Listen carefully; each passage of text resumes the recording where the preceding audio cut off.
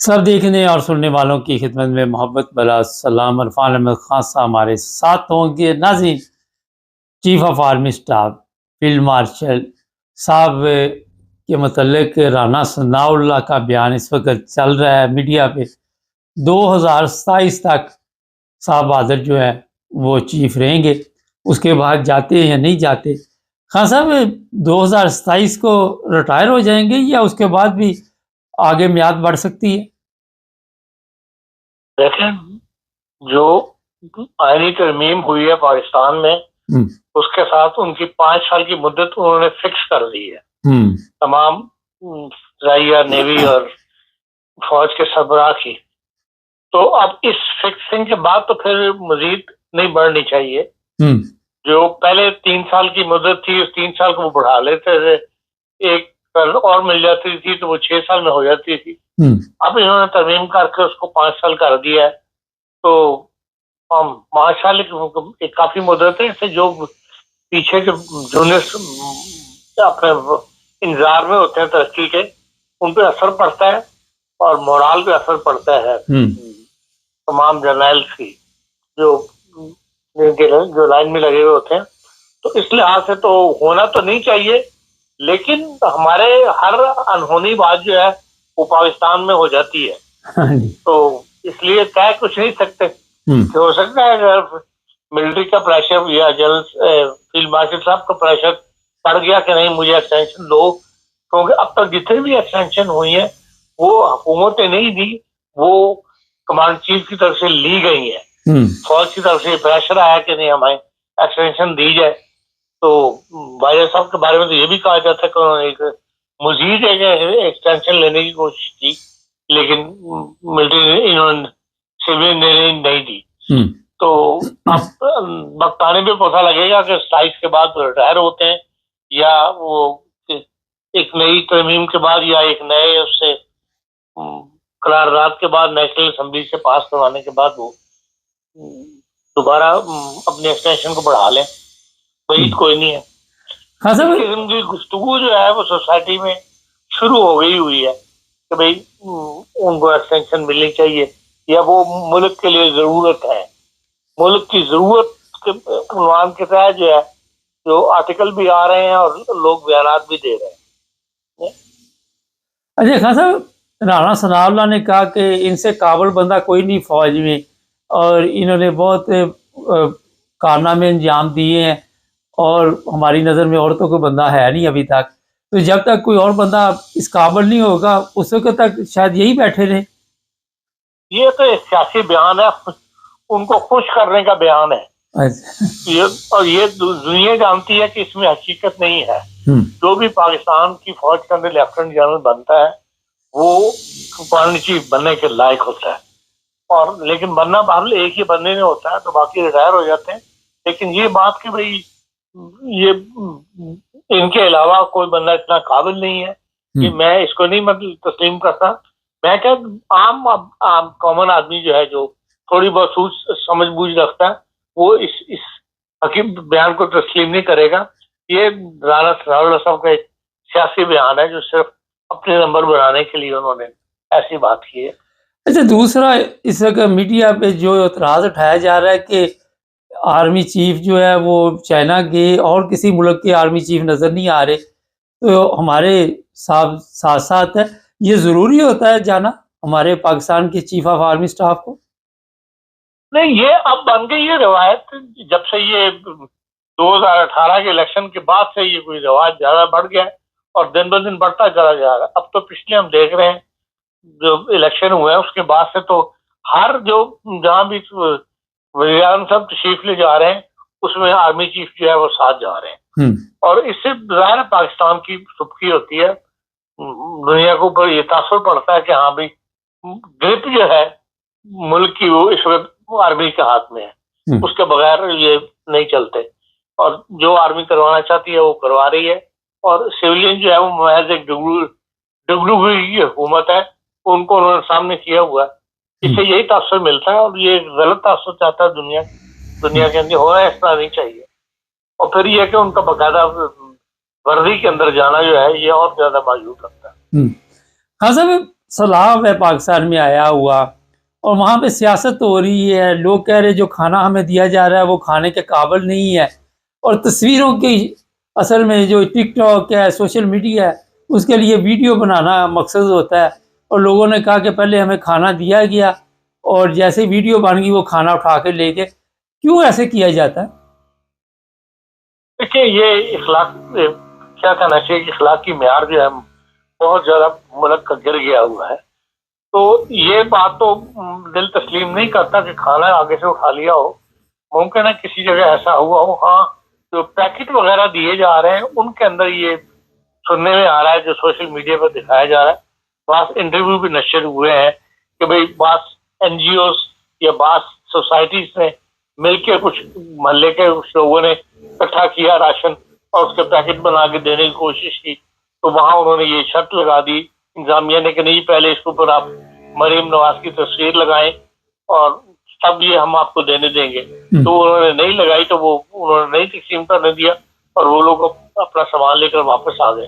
اب یہ اس قسم کی باتیں بھی آ رہی ہیں. اب یہ آیا سوشل میڈیا کی خبر ہے، اس کا حقیقت سے تعلق ہے یہ نہیں ہے، لیکن یہ ہمیشہ سے پاکستان کے اندر رہا ہے کہ بھئی جو بھی مصیبت کے وقت جو لوگ مدد کرنے کے لیے تیار ہوتے ہیں وہ ساتھ پبلسٹی بھی چاہتے ہیں، چاہے حکومت ہو اور چاہے این جی اوز ہو یا چاہے تنظیمیں ہوں. ہر کوئی ہم یہی دیکھتے ہیں کہ جو سیاسی تنظیمیں ہیں ان میں تو یہ بیماری ضرور موجود ہے کہ وہ اپنی ساتھ پبلسٹی بھی چاہتے ہیں کہ ہاں بھئی یہ فلانی سیاسی جماعت کی طرف سے دیے گیا، یہ فلانی سیاسی تنظیم کی طرف سے دی گیا. بعض تنظیمیں ہیں جو بالکل فی سبیل اللہ یہ کام کرتی ہیں، ان میں یہ خواہش پیدا نہیں ہوتی، لیکن باقی تنظیمیں جتنی بھی ہیں ان میں یہ بیماری ضرور موجود ہے. جی اچھا خان صاحب، ایک بڑا اہم سوال یہ بھی اس وقت ہے، جس طرح آپ نے کہا کہ یہ سیاسی جو بھی رہنما ہیں وہ نمبر گیم کرتے ہیں، تذلیل کی جا رہی ہے لوگوں کی. کسی کو بریانی دے کے وہ کہہ رہا مجھے ملی نہیں، وہ کہہ رہا بوٹی اس میں تھی. یہ سوچ کیوں نہیں چینج ہو رہی؟ کمینگی کیوں نہیں دل سے جا رہی؟ دیکھیں مجموعی لحاظ سے یہ بات کئی دفعہ ڈسکس ہو چکی ہے کہ ہمارا مجموعی کردار جو ہے وہ گر رہا ہے. پاکستانی قوم کا مسلمان ہونے کے باوجود، سوسائٹی میں اسلام کا نام بار بار لینے کے باوجود، ہر چیز کو اسلام پر پرکھنے کے باوجود جو مجموعی قوم کا کردار ہے وہ لوز کر رہی ہے، وہ پاکستان کا کردار گر رہا ہے. اس لیے اس قسم کی حرکتیں جو ہیں وہ زیادہ ہو رہی ہیں. دوسری وجہ اس کی یہ بھی ہے کہ ملک کے اندر غربت جو ہے بہت زیادہ بڑھ گئی ہوئی ہے. اور غربت آپ کو پتا ہے ایک ایسی خطرناک چیز ہے کہ اس کی وجہ سے انسان جسے کہتے ہیں بعض دفعہ بے بس ہو جاتا ہے اور وہ برائی جو ہے وہ اس کو برائی محسوس نہیں ہوتی. وہ غربت اس کو مجبور کر دیتی ہے اس اپنا پیٹ بھرنے کی خاطر اس برائی کو کرنے کے لیے. تو یہ بہرحال دونوں فیکٹر ہیں جو وہ اس وقت پاکستان کے اندر فیس کرنے پڑ رہے ہیں عوام کو. خان صاحب، ایک طرف سیلاب آیا ہوا ہے، بارشیں ہو رہی ہیں، زلزلے آ رہے ہیں. کل پھر ہمارے بیورو چیف نے بتایا کہ سانگلے کے علاقے میں احمدیہ مساجد پہ پولیس حملہ کر دیتی ہے رات کے اندھیرے میں، وہاں پہ توڑ پھوڑ کی جاتی ہے، پھر وہ وہاں پہ سفید کلر کر دیا جاتا ہے. لوگ بھوک افلاس میں پڑے ہوئے ہیں، لیکن دوسری طرف یہ تحریک لبیک والے وہاں پہ تو نظر نہیں آ رہے کہ کسی کی مدد کرے، لیکن اس طرف ان کا رجحان اسی طرح برابر جس طرح پہلے چل رہا تھا ویسے ہی چل رہا ہے.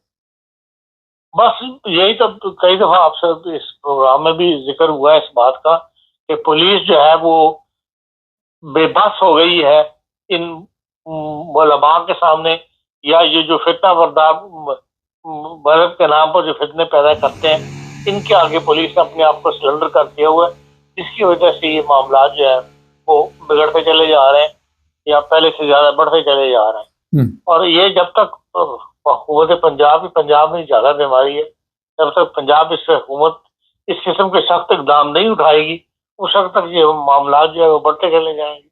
اس میں لوگ اعلیٰ افسران ہے یا اعلیٰ حکومتی عہدیدار یا ایس پی سے اوپر لیول کے جو وہ اپنی جان چھڑاتے ہیں وہ ان معاملات میں انوالو نہیں ہوتے اور معاملے کو ایس ایچ او پہ چھوڑ دیتے ہیں. اور ایس او جو آزاد ایک جو اتنا چھوٹا افسر ہوتا ہے وہ پھر لوگوں کے پریشر میں آیا تھا، وہ کہتا میں لوگ بھی مجھے تنگ کر رہے ہیں، اوپر والے بھی میرا ساتھ نہیں دیتے، تو میں کس بات کے لیے اپنے کندھوں پہ اتنی بڑی ذمہ داری لے لوں. پھر وہ ایسا اقدام کر رہتے ہیں جو موقع کا مطالبہ ہوتا ہے وہ مان لیتا ہے.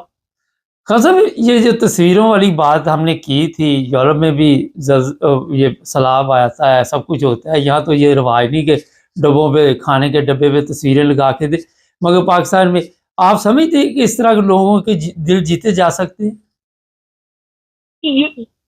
دل نیچے تو نہیں جا سکتے، ظاہر بات ہے، لیکن یہ ہے کہ بھائی جس بندے کی ضرورت پوری ہو رہی ہوتی ہے وقت کا، وہ اس چیز کو پکڑ لیتا ہے، ہاں چل میں اپنی ضرورت تو پوری کروں، ووٹ میں اس کو دوں یا نہ دوں، یا اس میں اس کا تاثر قبول کروں یا نہ کروں. لیکن ایک کیونکہ سوسائٹی میں ایک روایتی چل پڑی ہوئی ہے کہ بھائی جب بھی کوئی موقع میں ہے تو پھر ایک دوسرے کے مقابلے پہ یہ کام کیا جاتا ہے، کوئی نیکی کے سامنے رکھ کے نہیں کیا جاتا. وہ ایک کہتا ہے جی مسلم لیگ والا کہتا ہے کہ ہم مسلم لیگ کر رہی ہے، پیپل پارٹی محروم رہ جائے گی تو پیپل پارٹی کے ووٹ پہ فرق پڑے گا. یہ کہ دنیا کا ایک تاثر ہے، اس سے فرق ویسے کوئی نہیں پڑتا، بہت کم فرق پڑتا ہے اگر پڑتا ہے تو 1-2% کا. لیکن یہ کہ جو معاشرے میں تاثر بنا ہوا ہے، اس لیے پھر وہ دوسری پارٹیاں بھی، دوسری تنظیمیں بھی ایک دوسرے کے مقابلہ کرنے کے لیے اٹھتی ہیں، اور نیت جو ہوتی ہے وہ مقابلہ ہوتی ہے، نہ کہ کسی غریب کی مدد کرنا. یہ جو امداد جا رہی ہے یورپ وغیرہ سے، یہ پہنچے گی غریبوں تک یا امیروں کی یہ پکنک جو ہے اس کا بندوبست ہو رہا ہے؟ حکومت کے ڈپینڈ کرتا ہے افسران اس کے ساتھ کیا سلوک کرتے ہیں. اگر چاہے تو سب تک پہنچ سکتی ہے، لیکن اب تک تو یہی دیکھا گیا کوئی نہ کوئی بعد میں ایسے واقعات سامنے آ جاتے ہیں.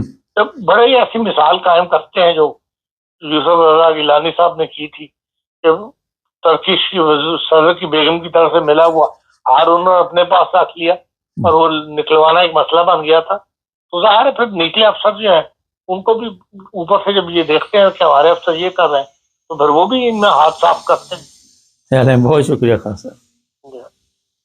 جی یہ حالات پہ اچھا آج تھوڑا سا شور آپ کو آ رہا ہوگا کہ ہمارے پاس ہی کچھ کام ہو رہا ہے، معذرت چاہتے ہیں، مگر پروگرام میں نے چیک کیا تھا، بالکل آواز صاف آئے گی. چینل کو سبسکرائب کریں، جڑے رہے ہمارے ساتھ تاکہ اور بھی پروگرام سب دیکھنے اور سننے والوں کی خدمت میں محبت بھرا سلام. یورپ آنا ہر ایک کا خواب ہے. امریکہ، کینیڈا، آسٹریلیا، نیوزی لینڈ اور ایسے لوگ بھی ہیں جو اسٹڈی ویزے پہ آتے ہیں. آج بات کریں گے انگلینڈ کی. انگلینڈ میں جو لوگ بھی یہ اسٹوڈنٹ ویزے پہ آتے ہیں وہ پڑھتے ہیں یا نہیں پڑھتے، مگر یہ میں آپ کو بتا دوں کہ کافی ان کے لیے مشکلات ہوتی ہے وہاں پہ، اور بڑی جدوجہد کرتے ہیں بیچارے. ایسے بھی میں نے لوگ دیکھے ہیں کہ وہ بڑی تکلیف کی زندگی گزارتے. لندن خاص کر بہت مہنگا ہے، اور باہر نکل جو تو کام نہیں ہے. لندن میں رو تو کام ہے، لیکن گھر بار بڑے مہنگے ہیں، ٹرانسپورٹ بھی بڑی مہنگی ہے. تو یہ لوگ پھر یہاں پہ آ کر سال 6 مہینے پڑھتے ہیں اور دیکھتے ہیں کہ اب یہ اخراجات جو ہے ان کو کنٹرول نہیں کر پاتے، اور جس کی وجہ سے پھر سیاسی بنا لے لیتے. 5,500 لوگوں نے سیاسی پناہ، پاکستانیوں کی بات کر رہے ہیں، اسٹوڈنٹ ویزے پہ جو آئے انہوں نے سیاسی پناہ کے کیس ڈال دیے. ان میں سے کتنے منظور ہوئے آج اس پر بھی بات کریں گے، بتائیں گے کہ کون سے لوگوں کے منظور ہو جاتے ہیں، ان کے ریجیکٹ ہوتے ہیں، ان کو واپس جانا پڑتا ہے. لیکن اب یہ پکنک ختم ہونے والی ہو گئی ہے. جو منسٹر ہے انگلینڈ کی، اس نے باقاعدہ طور پر یہ بتا دیا کہ یہ جو لوگ آئیں گے یہاں پہ یہ سیاسی پناہ نہیں لیں گے. ہوتا یہ تھا کہ اسٹوڈنٹ ویزے پہ آپ نے وہاں سے ٹریول کیا، کئیوں نے ایئرپورٹ پہ سیاسی پناہ لے لی، کسی نے ملک میں داخل ہو کر سیاسی پناہ لے لی، اور کیس منظور ہو جاتے تھے. پچھلے دنوں ایک لڑکا ہمارے آفس میں ہی ہے، نیا آیا، میں نے اسے پوچھا کہ اس بیس پہ آپ یہاں پہ سیاسی پناہ آپ نے کروائی؟ وہ کہنے لگا میرا بلوچستان کا کیس ہے، ہمیں وہاں پہ پرابلم تھی، اس لیے میں نے، اس کی ہیئرنگ تھی، دوبارہ میں ابھی رابطے میں نہیں ہوا، اسے پوچھوں گا کیا بنا. اب یہ لوگ جو آئے ہیں ان کی پوری انفارمیشن، فنگر پرنٹ، ہر چیز آپ کو پتہ ہی ہے امبیسی میں ہوتی ہے، اور وہ جیسے ہی یہاں پہ سیاسی پناہ کا کیس ڈالیں گے ان کو پکڑ کر واپس بھیج دیا جائے گا. پاکستانی جس طرح میں نے بتایا بڑی تعداد میں، لیکن جو آ چکے جنہوں نے سیاسی پناہ کے کیس کروا دیے ان پہ یہ قوانین لاگو نہیں ہوں گے، یہ ان لوگوں پہ ہوں گے جو ہم نے سیاسی پناہ کے کیس جو ہے وہ ڈالیں گے۔ اسٹوڈنٹ ویزا پاکستان سے کسی طرح بھی لے لیتے ہیں اور یہاں پہ آ کے کئی جو ہوتے ہیں ان کا پہلے پروگرام بھی ہوتا ہے کہ کس طرح پاکستان سے نکلیں اور پھر باہر جا کے دیکھتے ہیں کیا حالات بنتے۔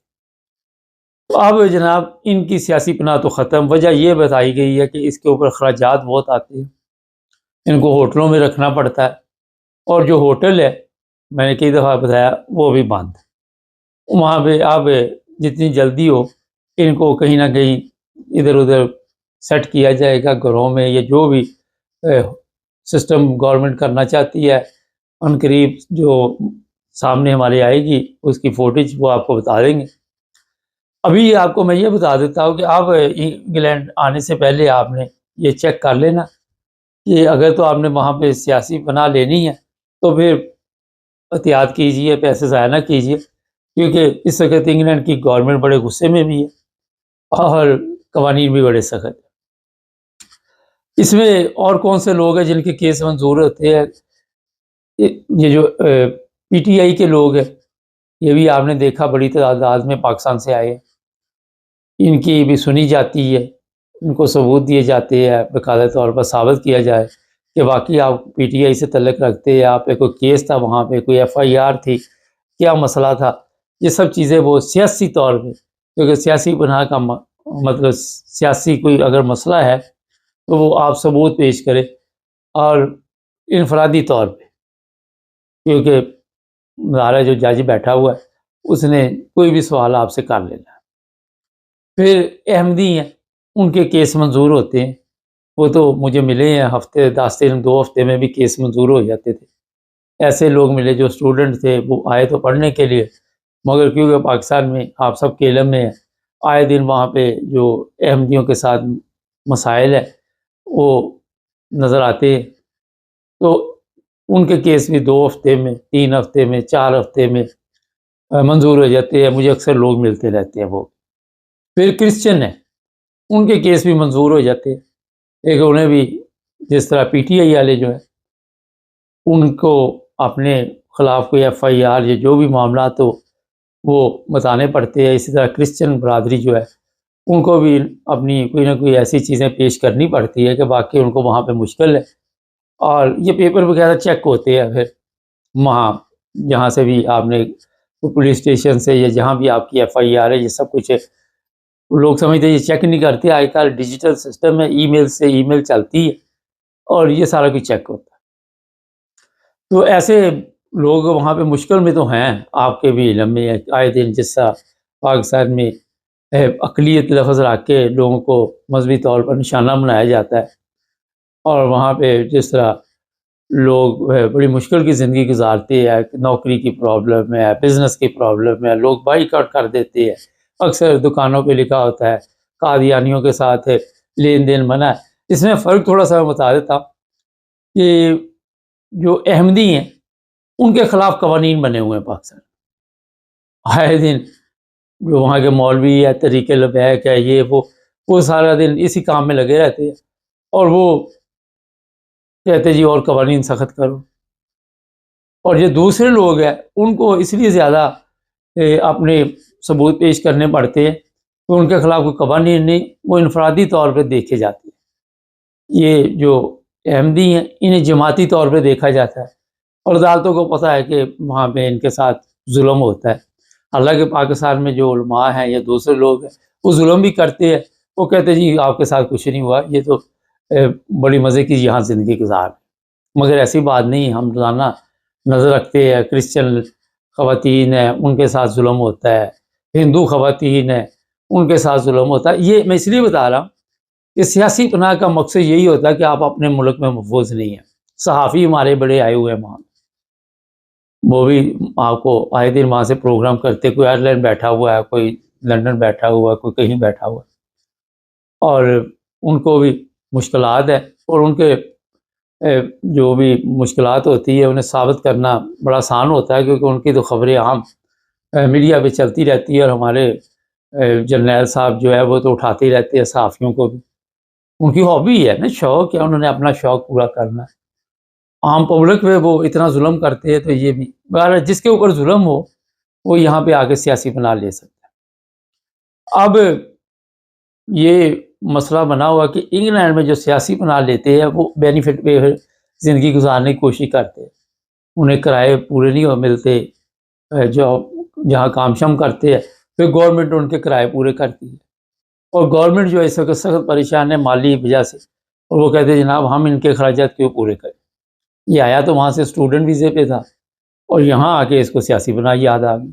बात तो उनकी भी दुरुस्त है, गलत तो नहीं है ना। सियासी बना तो होती है कि आप फौरी तौर पर वहाँ से निकलें और आपको कोई मसला हुआ तो आप भाग दौड़ के जान बचा के पहुँचें। मगर पाकिस्तान में तो कोई पता ही नहीं किसकी जान बचनी है किसकी नहीं बचनी। तो अब जनाब ये कवानीन जो हैं इस पर आप जो सहूलत आपको मिली हुई थी फ़ायदा नहीं उठा सके, और पाकिस्तान में जो लोग भी इस चक्कर में हैं वो ज़ाहिर हमारे प्रोग्राम भी देखते हैं, मीडिया पे ख़बरें चलती जब, तो उनको अभी से नज़रसानी करनी चाहिए। हाँ, यूरोप वगैरह में लोगों के ज़हन में होगा, मैं लोगों की ज़हन की बात कर रहा हूँ। यूरोप में आप सियासी बना ले सकते हैं, लेकिन यहाँ जर्मनी में खान साहब ने कल प्रोग्राम किया था कि बहुत कम हो गए सियासी पनाह के केस, जो भी दूसरे ममालिक से आते हैं उनको वहीं भेज दिया जाता है। और यहाँ की पुलिस की बहुत बड़ी ये कामयाबी है जर्मनी की, तो उन्होंने इस पर कंट्रोल किया और यूरोप के दूसरे ममालिक भी इसी तरह सख्ती कर रहे हैं। और मैं कल देख रहा था कि यूनान में भी उन्होंने काफ़ी सख्त ये कवानीन जो हैं वो सामने लेके आए हैं, ये ला रहे हैं। इटली भी इसी तरह ही है, हॉलैंड है, बेल्जियम है, ये जितने भी ममालिक है यहाँ पे आहिस्ता आहिस्ता ऐसे कवानीन बनाए जा रहे हैं कि लोगों के लिए मुश्किल हो जाएगा सियासी पनाह लेना और इनको फिर वापस भेजा जाता है। जर्मनी में बड़ी तेज़ी के साथ छांटी हो रही है, इंग्लैंड में बड़ी तादाद में लोगों को वहाँ से निकाला गया, आपको पता नहीं चलेगा, हज़ारों की तादाद, हमारे पाकिस्तानी भी शामिल है, और उनको वापस भेजा गया। तो जनाब ये जो इस वक्त की सूरत हाल थी वो आपको मैंने बता दी है।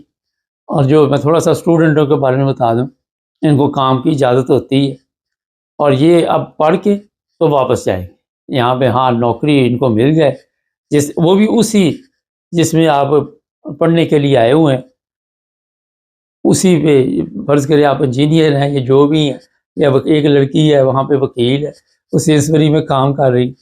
अब पता नहीं वो कह रही थी कि मैं जब तक अपनी वकालत के शोबे में वापस ना जाऊँ उस वक्त तक मुझे ये वीज़ा नहीं देंगे। तो ये मसाइल हैं इनके लिए।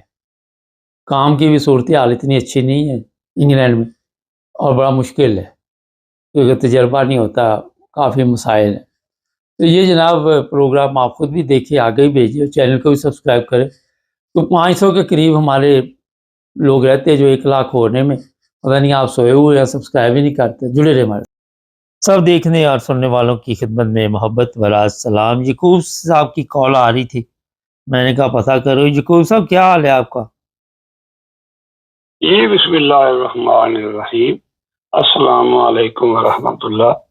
जो है साहब मैं याद कर दी सी, मैं आज पिछला ही सुबह तुहाडे को मैं अस्पताल गया, उत्थे ना मेरी अपॉइंटमेंट आई तो मेरे अगे ना बंदे काफी है, मैं ना गड्डी वाला अस्पताल वाला पहला लै गया, उन्हें कि उधरों एक बंदा एमरजेंसी चुकने तो मैनू आदा तू इत्थे इंतजार कर, तेरी अपॉइंटमेंट लेट है 2 घंटे। तो मैं जब मैं ठीक कोई गल नहीं, तो मैं वेला तो मैं जवेद साहब अगे मैं अर्ज नहीं करा, मैं तो अनपढ़ जिहा बंदा। हाँ जी, तुसीं पढ़े लिखे बंदे हो, तजर्बाकार हो, उमरू बेशक मेरे नाल छोटे हो, कोई दसो वो मनो तो नहीं। मैं तो 24 घंटे ना ज़रबां तकसीमा कर करके मैं तो यकीन करो मुसलमानों कलमे पाक दी कसम लैके 65 कागज बहना ते बड़ी बारी लिखना भाई पूरे पाकिस्तान चो 4 सूबे जितने MP ने, MNA ने, सनेटर ने, ये पार्टियां ने सारिया सवाए इमरान खान छड़ के या जिहड़े जमींदार ने, चौकीदार ने, जिन्हें बड़े बड़े वड्डे शर्मो याद ही बड़े बड़िया कलाड़ियां कड्डियां ने, मुच्छां रखियां ने, ते 2 टके दी औरत दे पिछे पिछे नाल इन्हां ना ज़मीर है, ना गैरत है, ना ईमान है, ना इन्हां नूं पता है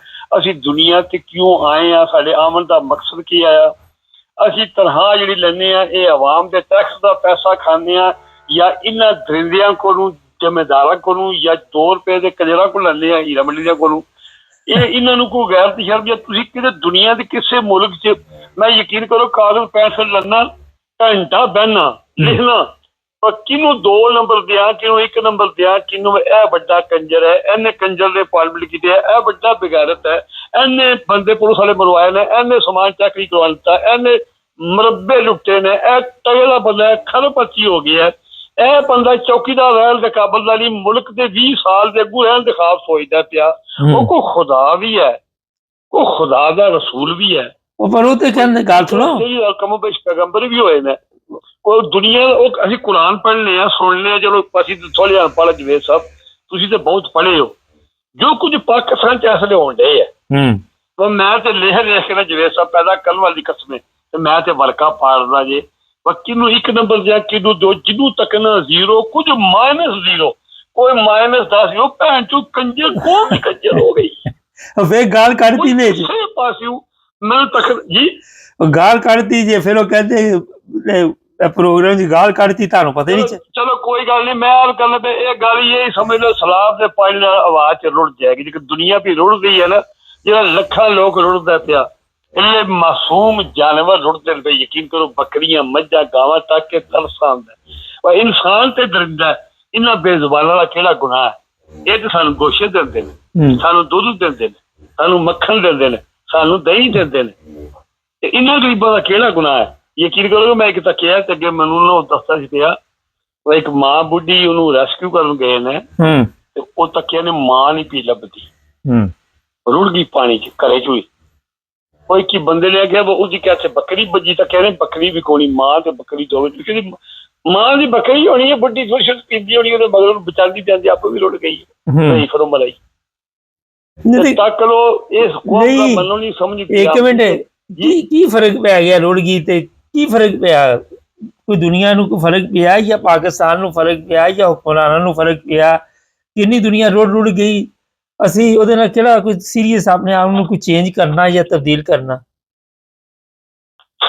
ਇਹ ਫਰਕ ਪੈਂਦਾ ਜਵੇਦ ਸਾਹਿਬ ਤੇ ਮੈਂ ਤੁਹਾਨੂੰ ਫੋਨ ਹਸਪਤਾਲ ਕਿਉਂ ਕਰਦਾ ਮੈਂ ਤੁਹਾਨੂੰ ਇਸੇ ਵਾਸਤੇ ਫੋਨ ਕੀਤਾ ਮੈਂ ਸੋਚ ਕੇ ਯਕੀਨ ਕਰੋ ਮੈਨੂੰ ਅੱਗੇ ਚੱਕਰ ਦਾ ਦੌਰਾ ਪੈ ਗਿਆ ਦੁਆ ਕਰੋ ਅੱਲਾਹ ਤਾਲਾ ਮੈਨੂੰ ਨਾ ਐਸ ਨਾ ਸਲਾਬ ਚੁਕਾ ਲਈ ਯਕੀਨ ਕਰੋ ਕਲਮੇ ਦੀ ਕਸਮ ਮੈਂ ਉਹ ਮੁਸਲਮਾਨ ਨਹੀਂ ਜੇ ਬਗੈਰ ਮੇਰੀ ਕਸਮ ਮੇਰੀ ਘਰ ਦੀ ਨਾਰਾਜ਼ ਹੋ ਗਈ ਸ਼ਾਮੀ ਇਹ ਥੋੜਾ ਜਿਹਾ ਹੱਸ ਕੇ ਬੋਲੀ ਅੱਲਾਹ ਦਾ ਗੁਨਾਹ ਕੋਈ ਨਹੀਂ ਉਹਨੂੰ ਨਹੀਂ ਇਸਲਾਮ ਨਹੀਂ ਨਾ ਮੈਂ ਕਰਮ ਵਾਲੀ ਆਸਨਾ ਕਿਆਮਤ ਆਈ ਹੈ ਮੁਲਕ ਦੁਨੀਆ ਰੁੜ ਕੇ ਮਰ ਉਹ ਆਦੀ ਤੇ ਮੈਂ ਨਾ ਜੇ ਅਸੀਂ ਜੇ ਰਵਾਲ ਮੂੰਹ ਚ ਮੈਨੂੰ ਥੋੜੀ ਜਿਹੀ ਗੱਲ ਕੀਤੀ ਹੈ ਤੇ ਤਾਂ ਮੁਲਕ ਚੋਂ ਇਹ ਜਿਹੜਾ ਇਹ ਤਬਾਹੀ ਹੁੰਦੀ ਵੀ ਬਚ ਜਾਏਗੀ ਉਹ ਮੈਂ ਕਿਹਾ ਨਹੀਂ ਤਬਾਹੀ ਤੋਂ ਬਚਣਾ ਲੇਕਿਨ ਬੰਦੇ ਨੂੰ ਕੰਮ ਅਸੀਂ ਮੁਸਲਮਾਨ ਆ ਖੁਦਾ ਕੇ ਜਵਾਬ ਦੇਣਾ ਔਰ ਜੋ ਕੋਈ ਕਿਆਮਤ ਆਈ ਹੈ ਸਾਨੂੰ ਕਿਆਮਤ ਆ ਕੇ ਹੱਸਣਾ ਨਹੀਂ ਚਾਹੀਦਾ ਉਹ ਦਰਦ ਮਹਿਸੂਸ ਕਰਨਾ ਚਾਹੀਦਾ ਹਾਂਜੀ ਜਿਹਦੇ ਜਗ੍ਹਾ ਆਵਾਂ ਬਿਲਕੁਲ ਤੁਹਾਡੀ ਗੱਲ ਇਹ ਹੈ ਬਿਲਕੁਲ ਜਿਹੜਾ ਇਨਸਾਨ ਹੈ ਉਹ ਤੇ ਕਿਸੇ ਦੀ ਤਕਲੀਫ ਦੇਖ ਕੇ ਮੇਰਾ ਮਤਲਬ ਤਕਲੀਫ 'ਚ ਖੁਦ ਵੀ ਆ ਜਾਂਦਾ ਨਾ ਮੈਂ ਤੁਹਾਨੂੰ ਹਕੀਕਤ ਬਿਆਨ ਕਰਨਾ ਪਿਆ ਅੱਲਾ ਦੀ ਕਸਮ ਹੈ ਮੈਂ ਅੱਜ ਹਫ਼ਤਾ ਡੇਢ ਹੋ ਗਿਆ ਮੇਰੇ ਕੋਲ ਅਸਲਾਂ ਦੇ ਕੀ ਮੇਰੇ ਕੋਲ ਨਾਰਮਲ ਹੀ ਰਹਿਣ ਦਾ ਮੈਂ ਖਬਰਾਂ ਅੱਛਾ ਮੈਂ ਟੀਵੀ ਬੰਦ ਕਰਨਾ ਤੇ ਨਹੀਂ ਆਰਾਮ ਆਉਂਦਾ ਲਾਲਾਂ ਦੇ ਖਬਰ ਤੱਕਣਾ ਫੇਰ ਨਹੀਂ ਆਰਾਮ ਆਉਂਦਾ ਮੈਂ ਤੱਕਣਾ ਦੱਸੋ ਲੋਕਾਂ ਦਾ ਈਮਾਨ ਕਿੱਧਰ ਗਿਆ ਇਹ ਖਾਲੀ ਇਹ ਪਾਣੀ ਨਾਲ ਤੱਕੋ ਜਿਨ੍ਹਾਂ ਦੇ ਚੰਦ ਘਰ ਨੇ ਉਹ ਮੈਂ ਅੱਜ ਘਰ ਦੀ ਆਪਣੀ ਨੂੰ ਪਿਆ ਹੱਸਿਆ ਮੈਂ ਕਿਹਾ ਕਰਮ ਵਾਲੀ ਇਹ ਰੱਬ ਨੇ ਕੌਮਾਂ ਤਬਾਹ ਕੀਤੀਆਂ ਨੇ ਤੂਫਾਨ ਆਇਆ ਹਨੇਰੀ ਆਈ ਆ ਪੂਰੇ ਸ਼ਹਿਰ ਦੱਬਣ ਗਏ ਨੇ ਤੇ 500 600 ਸਾਲ ਬਾਅਦ ਲੋਕ ਪੱਟਦੇ ਨੇ ਤੇ ਥੱਲਿਓਂ ਮੁਰਦੇ ਪੂਰਾ ਜਿਹੜੀਆਂ ਹੱਡੀਆਂ ਦੀ ਬਾਡੀ ਹੈ ਨਾ ਉਹ ਖਲੋਤੇ ਨੇ ਜਾਨਵਰ ਖਲੋਤੇ ਨੇ ਬੰਦੇ ਬੂਹੇ ਬਾਰੀਆਂ ਪੂਰਾ ਮਕਾਨ ਉੱਥੇ ਹੀ ਮੋਏ ਅੱਲਾ ਦੀ ਜ਼ਾਤ ਨੇ ਇਹ ਵੀ ਅਜ਼ਾਬ ਦਿੱਤਾ ਅੱਲਾ ਦੀ ਜ਼ਾਤ ਜਿਹੜੀ ਹੈ ਉਹ ਤਾਊਨ ਬਿਮਾਰੀ ਫੈਲਦੀ ਹੈ ਐਸੀ ਬਿਮਾਰੀ ਫੈਲਦੀ ਹੈ ਲੱਭਦੀ ਕੋਈ ਨਹੀਂ ਕਰੋੜਾਂ ਬੰਦੇ ਦੁਨੀਆ ਤੇ ਮਰ ਜਾਂਦੇ ਨੇ ਫਿਰ ਮੈਂ ਕਿਹਾ ਕਰਮਾ ਲਈਏ ਜ਼ਲਜ਼ਲਾ ਹੁੰਦਾ ਕੋਈ ਇਹ ਨਾ ਤੂੰ ਸੋਚ ਵਾ ਪਾਣੀ ਹੁਣ ਜੇ ਸਾਡਾ ਘਰ ਖਾਰੀਏ ਅਸੀਂ ਬਚੇ ਆ ਦੋ ਦਰਿਆਵਾਂ ਦੇ ਵਿਚਕਾਰ ਨਹੀਂ ਤੇ ਜਿਹੜੇ ਦਰਿਆਵਾਂ ਦੇ ਸਾਈਡ ਤੇ ਸੱਜੇ ਖੱਬੇ ਬੈਠੇ ਨੇ ਉਹ ਮੁਸਲਮਾਨ ਸਾਡੇ ਮੁਸਲਮਾਨ ਭਰਾ ਨਹੀਂ ਕਲਮਾ ਗੋ ਨਹੀਂ ਉਹਨਾਂ ਦੀ ਜ਼ਿੰਦਗੀ ਤਬਾਹ ਹੋ ਗਈ 20-30 ਸਾਲ ਪਿੱਛੇ ਤੁਰ ਗਏ ਨੇ ਜਿਨ੍ਹਾਂ ਦਾ ਜਵੇਦ ਸਾਹਿਬ 20-25 ਥਾਂ ਜਿਹਨਾਂ ਦੀ ਜ਼ਿੰਦਗੀ ਸਾਰੀ ਦਾਰੋਮਦਾਰੀ ਮੇਰਾ ਆਪਣਾ ਮੈਂ ਕਿਸੇ ਦੀ ਗੱਲ ਨਹੀਂ ਕਰਦਾ ਮੇਰੇ ਵਾਲਦ ਸਾਹਿਬ ਜਦ ਤੱਕ ਜ਼ਿੰਦਾ ਰਹੇ ਨੇ ਮੈਂ ਗਰੀਬ ਘਰ 'ਚ ਪੈਦਾ ਹੋਇਆ ਜੱਟਾਂ ਦਾ ਮੁੰਡਾ ਸਾਡਾ ਆਪਣਾ ਦਾਰੋਮਦਾਰ 8-10 ਜਾਨਵਰ 2 ਦਾਂਦ ਖੋਤੀ 2 ਮੱਝਾਂ 2 ਮਗਰ ਕੱਟੀਆਂ ਕੱਟੇ 2-3 ਬੱਕਰੀਆਂ ਜੇ ਕੋਈ ਲੇਲੀ ਨਹੀਂ ਵੇਚਣੀ, ਲੇਲਾ ਵਿਕ ਗਿਆ ਜਾਂ ਕੱਟਾ ਵਿਕ ਗਿਆ, ਤੇ ਸਾਨੂੰ ਕਿਤਾਬਾਂ ਕਾਪੀਆਂ ਨਵੀਆਂ ਲੱਭ ਜਾਂਦੀਆਂ, ਇਹ ਕਿ ਪੁਰਾਣੀਆਂ ਦੀ ਪੜ੍ਹੋ ਹੈ। ਅੱਛਾ ਇਹ ਦੱਸੋ, ਆਪਣਾ ਦਰ ਜੀ, ਹੁਣ ਇੱਕ ਦੋ ਸਵਾਲ ਕਰ ਲਵਾਂ ਤੁਹਾਨੂੰ? ਕਰੋ। ਨਹੀਂ, ਸਵਾਲ ਹੈ ਵਾ ਕਿ ਗੌਰਮੈਂਟ ਤੇ ਲੱਗੀ ਦੀ ਹੈ, ਉਹ ਤੇ ਕੋਸ਼ਿਸ਼ ਕਰਨ ਦੇ ਨੇ ਲੋਕਾਂ ਨੂੰ ਬਚਾਉਣ ਲਈ। ਮਰੀਮ ਆਪ ਵਿਚਾਰੀ ਕਦੀ ਦਰਿਆ 'ਚ ਉਤਰ ਜਾਂਦੀ ਹੈ, ਕਦੀ ਉਹ ਆਪਣਾ ਪਾਣੀ 'ਚ ਉਤਰ ਜਾਂਦੀ ਹੈ, ਕਦੀ ਉਹ ਲੋਕਾਂ ਦੇ ਬੱਚਿਆਂ ਨੂੰ ਚੁੱਕ ਕੇ ਟੁਰੀ ਫਿਰਦੀ ਹੈ, ਕਦੀ ਉਹ ਕੁਛ, ਉਹ ਕੀ ਕਰੇ ਹੁਣ ਵਿਚਾਰੀ? ਜਿਵੇਂ ਸਾਹਿਬ ਉਹ ਅੱਲਾ ਦੀ ਰਾਜ ਟਾਈਮ ਦਿੰਦੀ ਹੈ, ਅੱਲਾ ਦੀ ਰਾਜ ਦੇ ਟਾਈਮ ਤੇ ਬੜਿਆਂ ਜ਼ਾਲਮਾਂ ਨੂੰ, ਜਿੰਨਾ ਪਤਾ ਨਹੀਂ ਕਿੱਡੇ ਲੰਮੇ ਮਨਸੂਬੇ, ਉਹਦਾ ਜਿਹੜਾ ਹੁਕਮ ਉਹ ਹਟਾਲ ਹੈ। ਦੁਨੀਆ ਦੇ ਜੋ ਮੁਲਕ ਹੈ, ਕਈ ਸੁਪਰ ਪਾਵਰ ਬੰਦੇ ਨੇ, ਮੈਂ ਤੁਹਾਨੂੰ ਅੱਗੇ ਵੀ ਕਈ ਵਾਰੀ ਅਰਜ਼ ਕੀਤੀ ਹੈ ਕਿ ਸੁਪਰ ਪਾਵਰ ਕਹਿਣਾ ਗੁਨਾਹ ਕਬੀਰ ਹੈ, ਈਮਾਨ ਦਾ ਘੱਟ ਹੈ। ਤੁਸੀਂ ਇਹ ਕਹਿ ਸਕਦੇ ਹੋ ਕਿ ਫਲਾਣਾ ਮੁਲਕ ਇਸ ਵੇਲੇ ਬਾਈ ਤਗੜਾ ਹੈ, ਟੈਕਨੋਲੋਜੀ ਤਗੜਾ, ਜਾਂ ਉਹਨਾਂ ਮਿਹਨਤ ਕੀਤੀ ਹੈ, ਜ਼ਰਾਇਤ ਦਾ ਕੰਮ ਕੀਤਾ ਹੈ, ਉਹਨਾਂ ਨੇ ਅਸਲਾ ਚੰਗਾ ਬਣਾਇਆ, ਉਹ ਅਮੀਰ ਨੇ, ਉਹ ਖੁਸ਼ਹਾਲ, ਇਹ ਗੱਲ ਕਹਿ ਸਕਦੇ ਹੋ।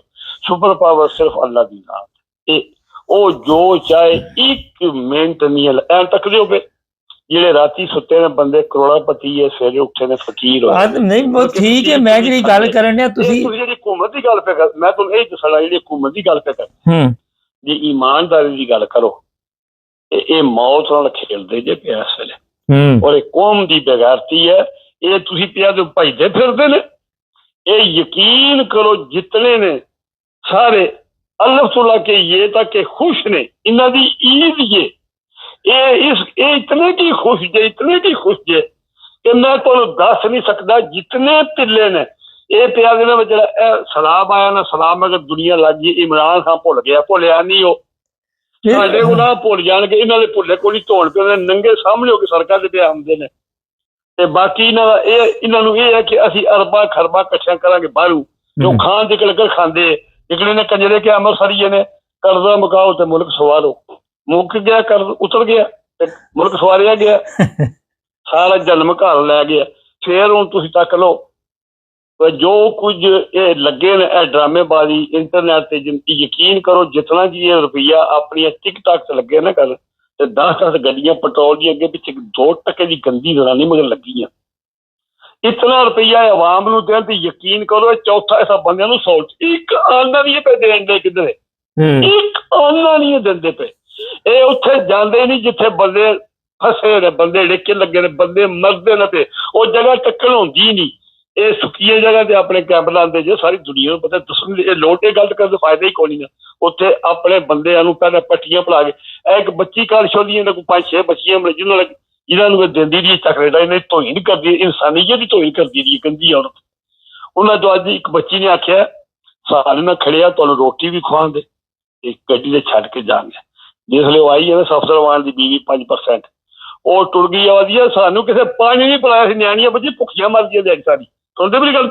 ਨਹੀਂ, ਪਰ ਉਹ ਆਪਣਾ ਦੌੜ ਭਾਈ ਤੇ ਬੜੀ ਕਰਨ ਦੇ ਨੇ, ਸਾਰੇ ਵੀਡੀਓ ਸ਼ੀਡੀਓ ਬਣਾ ਕੇ ਸੁੱਟੀ ਆ ਰਹੇ ਨੇ, ਤੁਸੀਂ ਕਹਿੰਦੇ ਜੇ ਉਹ ਪਾਣੀ ਨਹੀਂ ਪੁੱਛਦੇ ਪਏ। ਉਹ ਦੌੜ ਭਾਜੀ ਇਸੇ ਵਾਸਤੇ ਪੈ ਕਰਦੇ, ਉਹਨਾਂ ਨਾਲ ਵੀਡੀਓ ਟਿਕਟਾਕ ਬਣਾਉਣ ਲੱਗੇ ਨੇ, ਬਾਹਰ ਦੇ ਮੁਲਕਾਂ ਨੂੰ ਜਾ ਕੇ ਦੱਸਾਂਗੇ ਲੋਕਾਂ ਨੂੰ, ਤੇ ਲੋਕਾਂ ਕੋਲੋਂ ਅਰਬਾਂ ਖਰਬਾਂ ਇਕੱਠੇ ਕਰਾਂਗੇ, ਸਾਡਾ ਮੁਲਕ ਤਬਾਹ ਹੋ ਗਿਆ। ਉਹ ਇਹਨਾਂ ਜ਼ਾਲਮਾਂ ਨੂੰ ਕੋਈ ਨਹੀਂ ਇਹ ਪੈਸੇ ਦਵਾਈ ਖੁਦਾ ਦੀ ਹੋਣ ਨਹੀਂ ਦਿੰਦਾ। ਹੁਣ ਤੇ ਯਕੀਨ ਕਰੋ ਪੂਰੀ ਦੁਨੀਆ ਤੇ ਅਫਰੀਕਾ ਦੇ ਜੰਗਲਾਂ ਤੱਕ ਜਾਨਵਰਾਂ ਨੂੰ ਪਤਾ ਹੈ ਕਿ ਇਸ ਵੇਲੇ ਪਾਕਿਸਤਾਨ ਤੇ ਦਰਿੰਦਿਆਂ ਦੀ ਹਕੂਮਤ ਹੈ, ਇੱਕ ਬੰਦਾ ਵੀ ਨਹੀਂ। ਜਵੇਦ ਸਾਹਿਬ ਮੈਂ ਇਹ ਤੇ ਗੱਲ ਕਰਨਾ, ਮੈਨੂੰ ਸ਼ੱਕ ਪੈਂਦਾ ਕਿ ਦਲਦਾ ਤਬਾਹ ਨਾ ਮੁਲਕ ਹੋ ਜਾਏ ਜਿਨ੍ਹਾਂ ਕੋਲ ਯੂਰਪ ਦੇ ਪੈਸੇ ਨੇ। ਇਹ ਖਾਸ ਕਰ ਚਾਰ ਸ਼ਹਿਰ ਜਿਹੜੇ ਮੇਰੇ ਇਲਾਕੇ ਦੇ ਨੇ, ਗੁਜਰਾਤ, ਲਾਲਾ ਮੂਸਾ, ਜਨਮ ਖਾਰੀਆਂ, ਮੈਨੂੰ ਸੱਦਰ ਆਉਂਦੀ ਹੈ, ਮੈਂ ਤਰਸਣਾ, ਮੈਂ ਤੱਕਣਾ ਜਦੋਂ ਕਿੱਡਾ ਬੁਰਾ ਵਕਤ ਆਏ ਆ। ਕਦੇ ਲਾਲੇ ਮੂਸੇ ਕੋਲ ਬੰਦਾ ਬਾਹਰ ਨਿਕਲੇ ਤੱਕਿਆ ਜੇ, ਖਾਰੀਏ ਤੱਕਿਆ ਜੇ, ਲਾਲੇ ਮੂਸੇ ਗੁਜਰਾਤ ਤੱਕਿਆ ਜੇ, ਜਨਮ ਤੱਕਦੇ ਹੋਵੇ। ਇਹਨਾਂ ਦੇ ਬੰਦੇ ਬਾਹਰ ਨੇ, ਇਹਨਾਂ ਜ਼ਾਲਮਾਂ ਨੂੰ ਖੌਫੇ ਖੁਦਾ ਨਹੀਂ, ਇਹਨਾਂ ਨੂੰ ਖੁਦਾ ਰਸੂਲ ਭੁੱਲੇ ਹੈ। ਸਾਡੀਆਂ ਪੂਰੀਆਂ ਫੈਮਲੀਆਂ ਬਾਹਰ ਨੇ, ਸਾਡੇ ਬੱਚੇ ਬਾਹਰ ਨੇ। ਉਹ ਬੜਾ ਬੇਪਰਵਾਹ ਹੈ, ਉਹ ਜਿਸ ਵੇਲੇ ਚਾਹੁੰਦਾ ਨਾ ਕੋਈ ਸ਼ੈ ਨਹੀਂ ਰਹਿੰਦੀ। ਔਰ ਜ਼ਾਲਮੋ ਤੁਸੀਂ ਹੋਰ ਕੁਝ ਨਹੀਂ ਕਰ ਸਕਦੇ, ਤੁਸੀਂ ਬੁੱਢੇ ਰਹਿ ਕੇ ਸਾਰੇ ਬੱਚੇ ਬਾਹਰ ਨਾ ਆਏ। ਮੇਰੇ ਭੈਣਾਂ ਭਰਾ ਨੇ ਮੇਰੇ ਕੋਲ, ਅਸੀਂ ਸਾਰੇ ਅਸੀਂ ਖਾਲੀ ਹੁੰਦੇ ਹੀ ਬੰਦੇ ਆ, ਅਸੀਂ 10,000 ਬੁਲਾ ਖਾਲੀ ਹੁੰਦੇ ਹੀ ਹਨ ਸਾਲੀ ਇਟਲੀ। ਇਹ ਤੇ ਕਰ ਸਕਦੇ ਹੋ ਨਾ, ਗਰੀਬਾਂ ਦੀ ਮਦਦ ਤੇ ਕਰ ਸਕਦੇ ਹੋ। ਕਰਨ ਦੇ ਨੇ ਮਦਦ, ਸਾਰੀ ਦੁਨੀਆ ਲੱਗੀ ਦੀ ਮਦਦ ਕਰਨ। ਉਹ ਗਰੀਬਾਂ ਦੀ ਮਦਦ ਤੇ ਗੌਰਮੈਂਟ ਨਹੀਂ ਕਰਨ ਦੀ, ਪਰ ਆਮ ਪਬਲਿਕ ਤਾਂ ਲੱਗੀ ਦੀ ਹੈ ਨਾ ਵਿਚਾਰੇ। ਜੋ ਕੁਛ ਹੈ ਮੈਂ ਵੇਖਣ ਡਿਆ ਖਾਣਾ ਛਾਣਾ ਪਹੁੰਚਾਉਂਦੇ ਨੇ ਉਹਨਾਂ ਨੂੰ, ਜਿਹੜੇ ਗਰੀਬ ਲੋਕ ਨੇ ਉਹੀ ਗਰੀਬਾਂ ਨੂੰ ਪਹੁੰਚਾਉਂਦੇ ਨੇ। ਆਮ ਗਰੀਬਾਂ ਨੂੰ ਇਹ ਜਾਣ ਦਿੰਦੇ ਨਹੀਂ ਜੇ, ਬੜੇ ਦਰਿੰਦੇ ਜੇ ਇਹ ਬੜੇ।